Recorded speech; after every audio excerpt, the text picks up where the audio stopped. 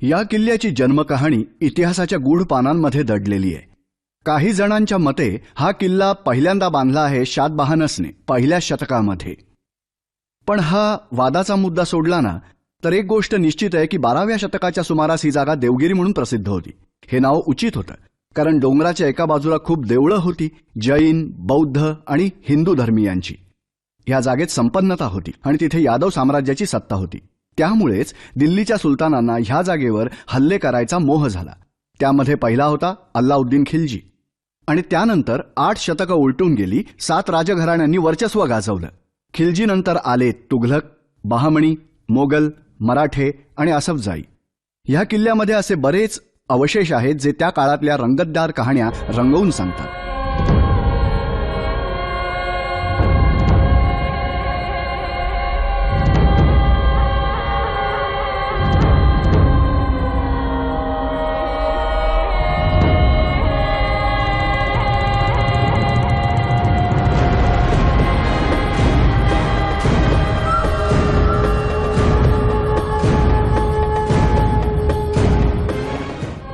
देवगिरी या नावाने प्रसिद्ध असलेला हा किल्ला महाराष्ट्रातल्या औरंगाबाद जवळ आहे. दुरून पाहिला तर हा एखाद्या भव्य बुद्ध मंदिरासारखाच दिसतो. कातळामधून कोरलेला, हिरव्या शेवाळाने मढलेला. त्याच्या प्रांगणात दिसणारी निरनिराळी बांधकामे वेगवेगळ्या कालावधींमध्ये उभारलेली आहेत. त्यातून वास्तुशिल्पकलेचं एक प्रदर्शनच भरल्यासारखं दिसतं.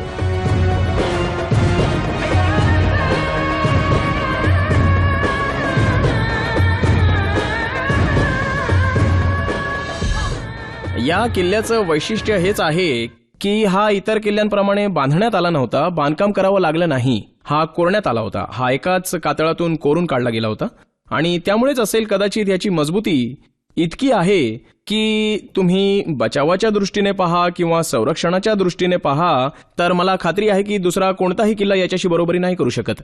आणि म्हणूनच हा किल्ला अजिंक्य समजला जातो. म्हणजे एक असा किल्ला ज्याच्यावर कोणी वर्चस्व गाजवू शकत नाही, कोणी कब्जा करू शकत नाही.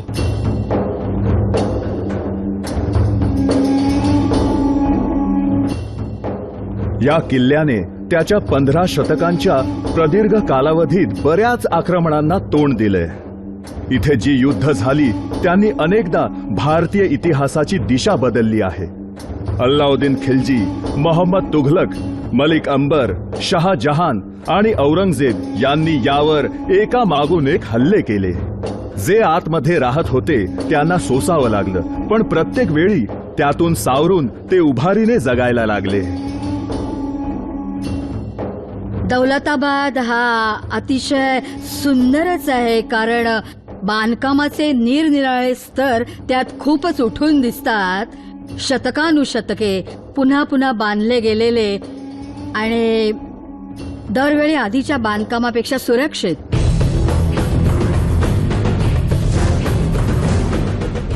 हा किल्ला कित्येक शतकांच्या कालावधीत टप्प्याटप्प्याने उभारण्यात आला. त्यात बरेच स्तर आहेत. तटबंदी सारखे वेगवेगळ्या राजांनी त्यांचं नियंत्रण सिद्ध करायला वापरात आणले. या तटबंदीच्या 4 रांगा आहेत. ज्यातली सर्वात शेवटची जी खूप जाड आहे ती मलिक अंबरनी बांधली होती. आत बाहेर ये जा करण्यासाठी बांधलेले छोटे चिंचोळे दरवाजे मोक्याच्या ठिकाणी आहेत. वेड्या वाकड्या कोनात असलेल्या वाटा शत्रूची चढाई रोखण्याचे काम करत. आकर्षक रेखाचित्रांमधून किल्ल्याची कल्पक रचना दिसते.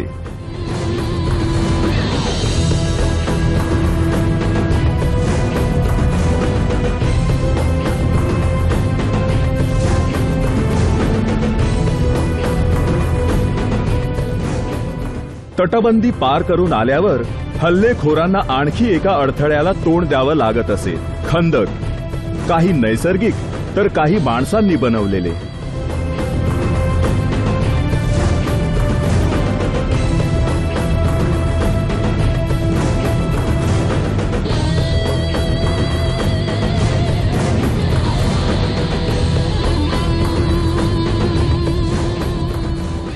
नीट पहा, हा पूर्ण किल्ला म्हणजे फक्त विशाल निमुळती वेगळी अशी एक टेकडी आहे.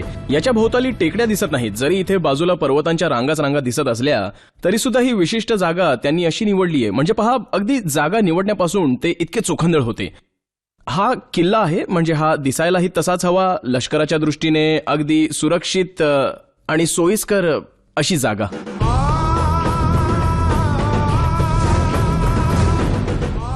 इथे 8 दरवाजे आहेत, त्यातले 2च आज वापरात आहेत. एक चिंचोळा गोंधळात टाकणारा रस्ता खऱ्या आणि खोट्या प्रवेशद्वारांच्या जाळ्यांमधून पुढे जातो. छतांवर असलेल्या बुरुजांनी संरक्षण फळीमध्ये भर घातली आहे. तिथे तैनात असलेले सशस्त्र सैनिक हल्लेखोरांना नेमके टिपून मारत असत.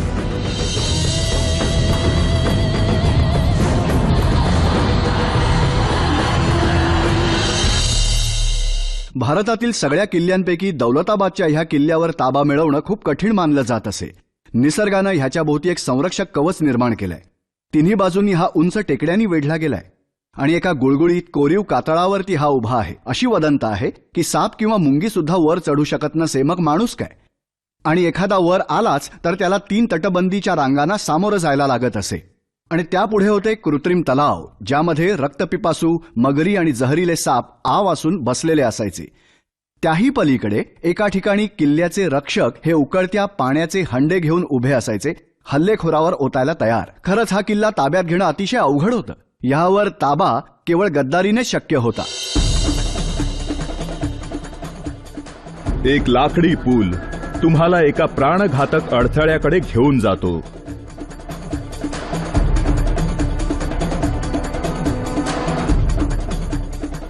खोदून काढलेल्या दगडातून तयार केलेला एक बोगदा, ज्यात असे काळा कुट्ट अंधार.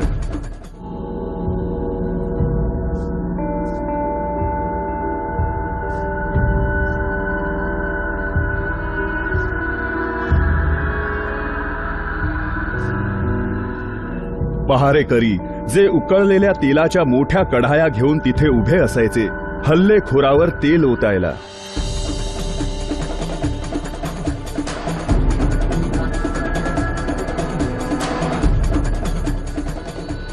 आज पर्यटक या वाटेवरून मशाल घेऊन जातात.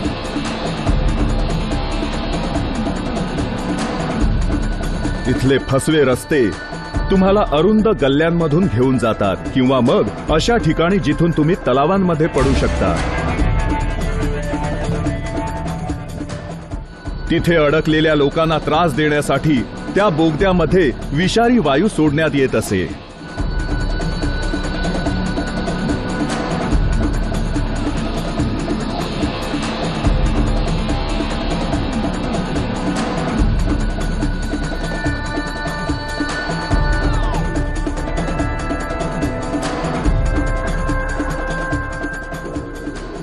हा रस्ता निघतो एका छतावर, जिथला बाहेर पडण्याचा मार्ग एका लोखंडी झाकणाने बंद करण्यात आला आहे.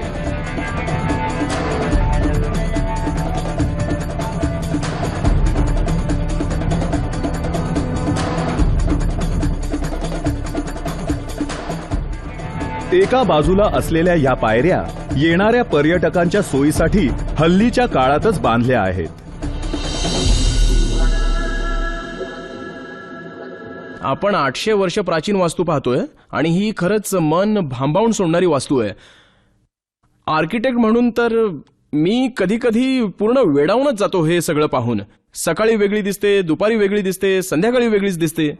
तकतनके दाता तुम हो दक्कन के सार्वभौम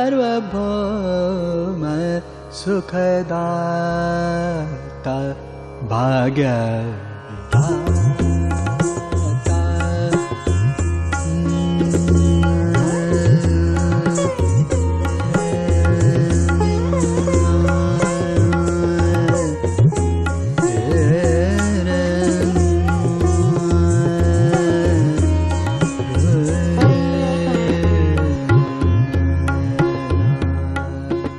शेकडो तुटलेले पुतळे आणि भग्नावशेष इथे इतस्ततः विखुरलेले दिसतात. देवगिरी आणि दौलताबादच्या वैभवशाली परंपरेची आणि संपन्न संस्कृतीची ते साक्ष देतात.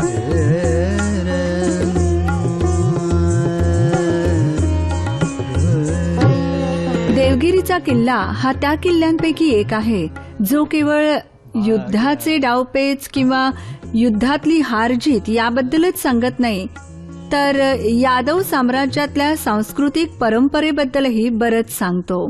या भागातल्या कलाकारांसाठी तो एक सोनेरी काळ होता. प्रसिद्ध साहित्य, संगीत, रत्नाकर सारखे गायक आणि संगीतकारांसाठी संगीताचे बायबल मानला जाणारा ग्रंथही याच काळातला. महान संगीतकार गोपाळ नायक यांनी बरेच नवीन राग निर्माण केले. त्यातल्याच एका महत्वाच्या रागाचं नाव याच किल्ल्यावरून देण्यात आलं आहे, राग देवगिरी बिलावल.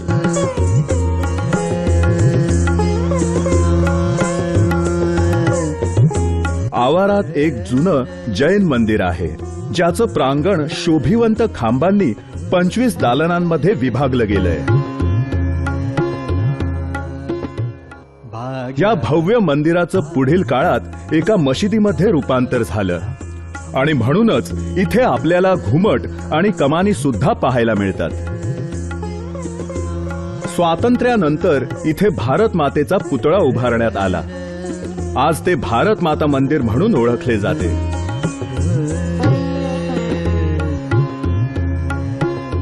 टेकडीच्या पायथ्याशी तुम्हाला बऱ्याच खडकाळ गुहा पाहायला मिळतात, ज्या जैन आणि बौद्ध भिक्षुकांची आश्रयस्थाने होत्या. हा बौद्ध विहार युद्धाच्या काळातही शांतीचा संदेश सर्वत्र पसरवत होता. हा विरोधाभास इथेच पाहायला मिळतो. फार थोड्या लोकांना हे आठवत असेल की एकेकाळी ही जागा देशाची राजधानी म्हणून ओळखली जात असे. मोहम्मद बिन तुघलकने असं फरमान सोडलं की दिल्लीची सगळी प्रजा इथे देवगिरीमध्ये आणली जावी आणि त्यानेच याचं नाव ठेवलं दौलताबाद. हे काम पूर्ण करण्यासाठी 1000 किलोमीटर लांबीचा एक रस्ता बांधण्यात आला आणि मग कित्येक महिने दिल्लीतली माणसं इथे येऊन राहिली. 17 वर्षांनंतर तुघलकला त्याची राजधानी दिल्लीला पुन्हा हलवावी लागली. पण तो जोपर्यंत इथे राहत होता, ही राजधानी म्हणून ओळखली जात होती, तोपर्यंत इथलं राहणीमान समृद्ध आणि संपन्न होतं. आपल्याला त्या मनोरंजक दिवसांची माहिती इब्ने बतूताच्या प्रवास वर्णनात आढळते.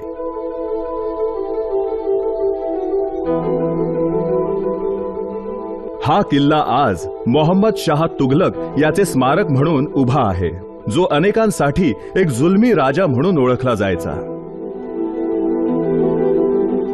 इतिहासात अनेक विक्षिप्त स्वप्नाळू राजे होऊन गेले आणि त्यांच्यातलाच एक होता तुघलक.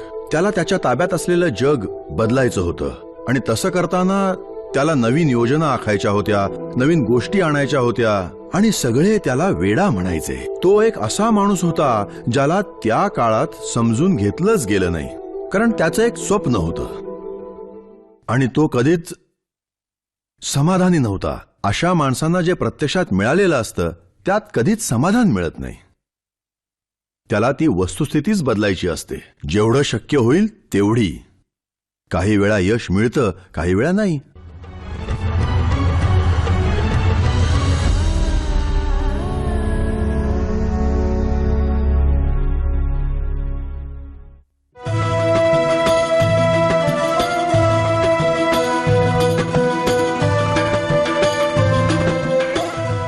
पंधराव्या शतकात हा किल्ला बहामनींच्या ताब्यात होता.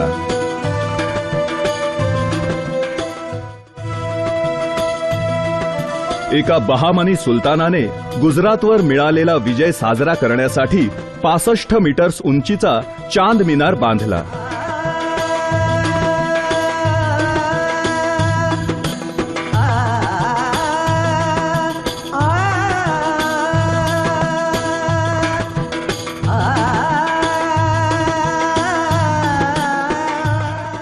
पर्शियन टर्किश पद्धतीने बांधलेला हा मनोरा भारतातला दुसरा उंच मनोरा आहे.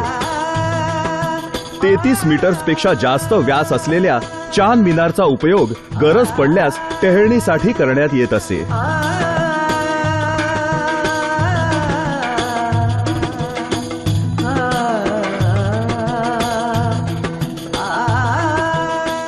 इतिहासातले निरनिराळे कालावधी, तीच इमारत, तेच भौगोलिक स्थान, एक अनोखं मिश्रण निरनिराळ्या परंपरांचं आणि त्यांच्या प्रभावांचं.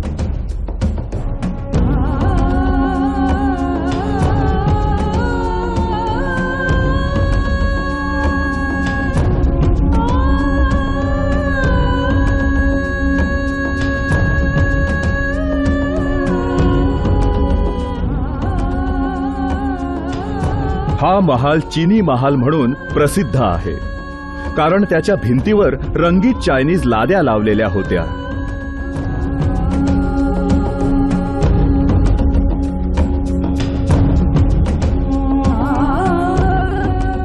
गोलकोंडाचा शेवटचा राजा तन्ना शाह याला मुघल सम्राट औरंगजेबने इथेच कैदेत ठेवलं होतं.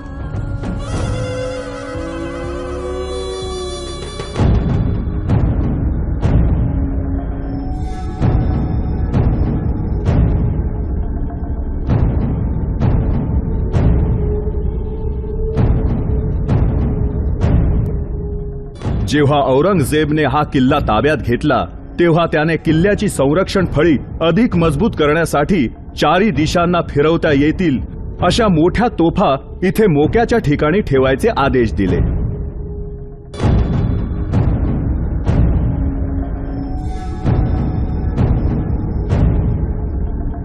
दौलताबादला दख्खनचे प्रवेशद्वार समजलं जात असे.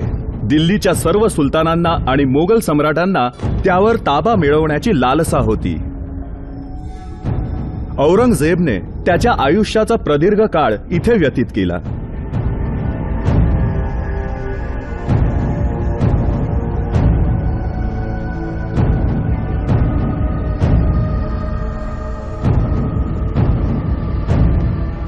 इथे येणाऱ्या पर्यटकांना मुख्य आकर्षण आहे इथली एक मोठी तोफ किला-ए-शिकंद, किल्ल्यांची विध्वंसक. पवित्र कुराणामधली वचने आणि औरंगजेबचं नाव त्यावर कोरलं आहे.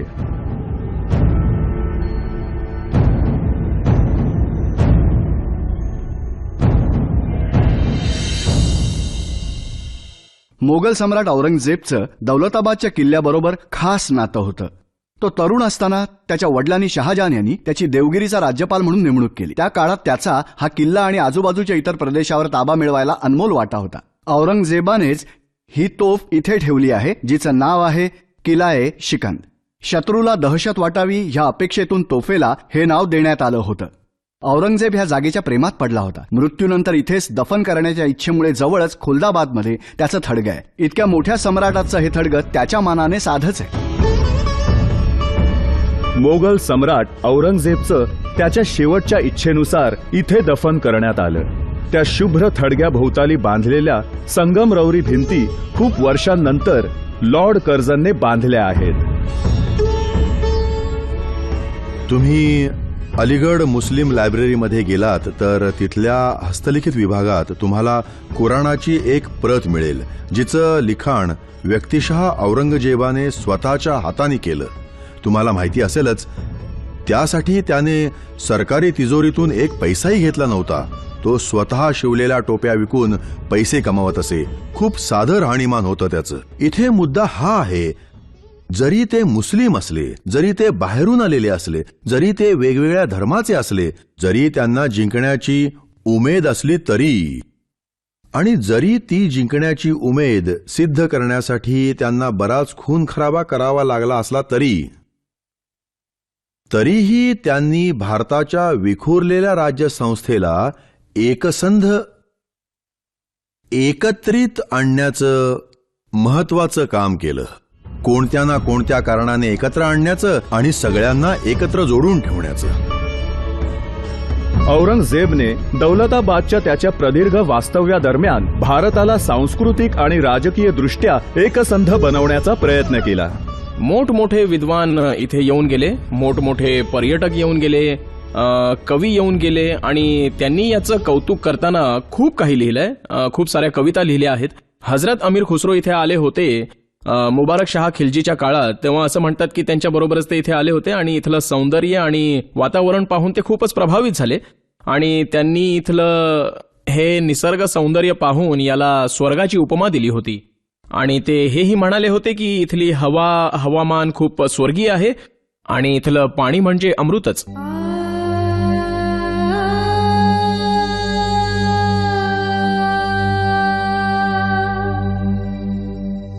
इथल्या आरोग्यवर्धक हवामानाचा आणि संपन्नतेचा हल्लेखोरांना मोह झाला. इतिहासकारांच्या म्हणण्यानुसार अल्लाउद्दीन खिल्जीने या किल्ल्यातून 600 मण सोने, 700 मण चांदी, 2 मण हिरे जवाहिरे आणि मौल्यवान खडे लुटून नेले. इतक्या श्रीमंतीमुळे पारडे त्याच्या बाजूला झुकायला मदत झाली आणि दिल्लीचे तख्त काबीज करण्याची त्याला संधी मिळाली.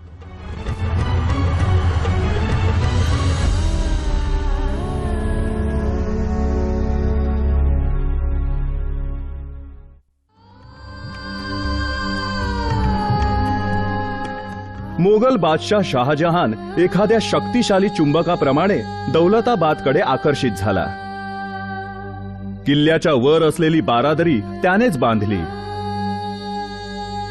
कमानी आणि खांबांनी सुशोभित खुली प्रांगणे मोगल वास्तुशिल्पकलेचे वैशिष्ट्यपूर्ण नमुने आहेत.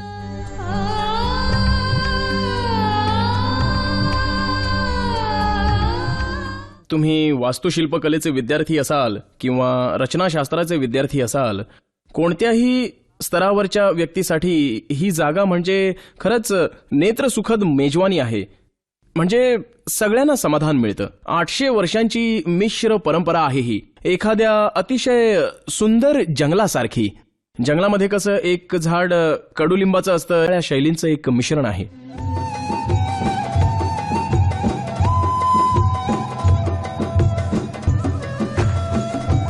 जेव्हा हा किल्ला अहमदनगरच्या निजामशाही सुलतानांच्या अधिपत्याखाली होता, त्याने रंगीन महालाची निर्मिती केली. नाजूक कमानी आणि सुशोभित खिडक्यांचे अवशेष एकेकाळी सुंदर असलेल्या, भरभराटीस आलेल्या आणि संपन्न असलेल्या त्या वास्तूची कहाणी सांगतात.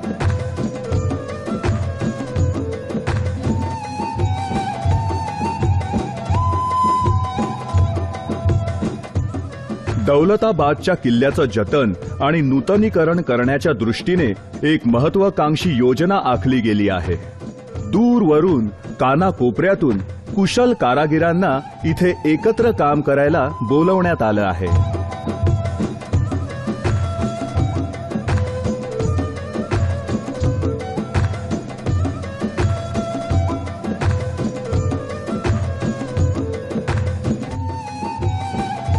माझ्या मते सरकार हे काम करू शकणार नाही.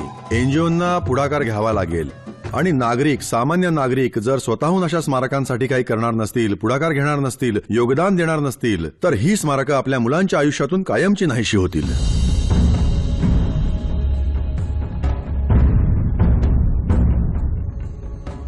या पडझड होत चाललेल्या वास्तूला पुनर्जीवन देण्यासाठी काम चालू आहे.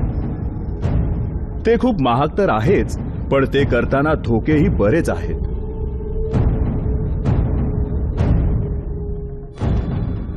या किल्ल्याशी निगडीत असलेल्या आठवणी केवळ युद्धांच्या, विजयाच्या आणि पराजयाच्याच नाहीत, तर त्या कहाणी सांगतात संपन्नतेच्या, शांतीच्या संदेशाच्या, एका अशा काळाच्या ज्यात संगीताचे सूर आसमंतात पसरत आणि नेत्रदीपक स्मारकांची निर्मिती होत असे. हा किल्ला एक अमूल्य राष्ट्रीय ऐतिहासिक वास्तू आहे आणि त्याचं जतन करण्याच्या जबाबदारीला आपल्याला झटकता येणार नाही.